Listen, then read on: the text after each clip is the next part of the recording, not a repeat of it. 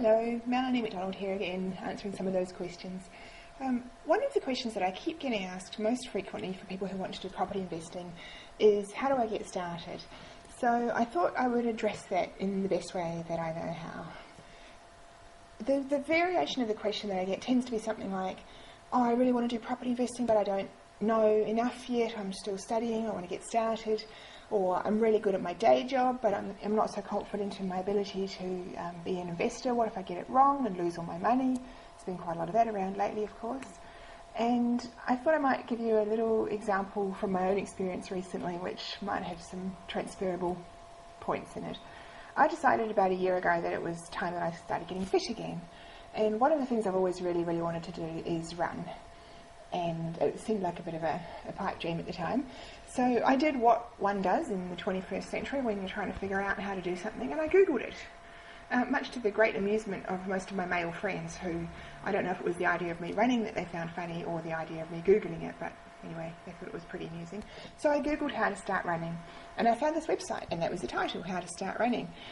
On the page, it had the instructions. It said, Step 1, put on running shoes. Step 2, let door hit butt on way out. And you know what? That's kind of it. I was talking to a friend of mine the other day who wants to do some property investing, and she's very skilled at what she does. She's a sports massage therapist and has massaged a lot of the big name teams and Olympians. And she said, oh, the thing is, I'm not quite ready to invest yet because I've been thinking about it for, I don't know, I think I've known her for 6 or 7 years, and I know she's been thinking about it all that time.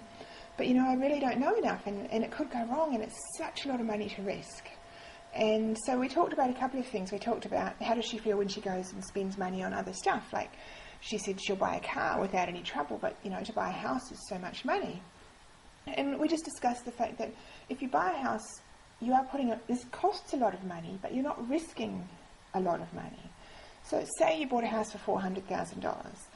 What you're risking is the margin by which the value of that house might go up or down. So, you know, you might be risking $40,000 or something like that, which is really the same as probably what you're risking if you're going to buy a nice car. And so it's not like the $400,000 house is going to go to zero, which can happen with some things. You know, it happens with shares and happens with cars when you don't insure them when you crash them, as I learned when I was very young. So part of it is the perception of risk and how big the risk is. Now, obviously, that's going to depend on your risk profile, what you want to do, what your accountant says, all that kind of stuff. But really, get your head past the idea that if you're buying a $400,000 house, you're risking $400,000. I don't think you are. The other thing that I asked her is, when she started massage, college, university, wherever it was that she went, was she the internationally recognised expert on sports massage that she is now? And of course she said no. Well, how could you be on your first day? And so then I said, what about when you finished college and you started massaging? Were you the world-renowned expert then? And she said no. And so I said, so when did you become an expert? And she said, oh, probably after about 10 years of experience, when she started really getting recognised. So why is it that we accept that in our day job it might take us, you know, a couple of years of study or more, plus 10 years of experience before we really are confident that we really know what we're doing? And yet somehow we think if we're going to get started in investing that we have to know it all from the first day. I said to her, if you weren't allowed to start becoming a massage therapist until you were a world-renowned expert, how would that work? And she said, well, of course I couldn't, because you can't become an expert unless you give it a practice. So, food for thought. I don't know if you're making the connection yet with the property thing. The other one just might be worth thinking about is, when I was a kid I used to play the piano.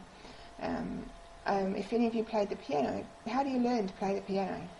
You just play it, don't you? You practice, someone gives you some guidance, you go away and you practice for another week, or if you're like me, you pretend you've practice the day before you go back to class, you get a few more bits of top-up information, you go away and you practice again.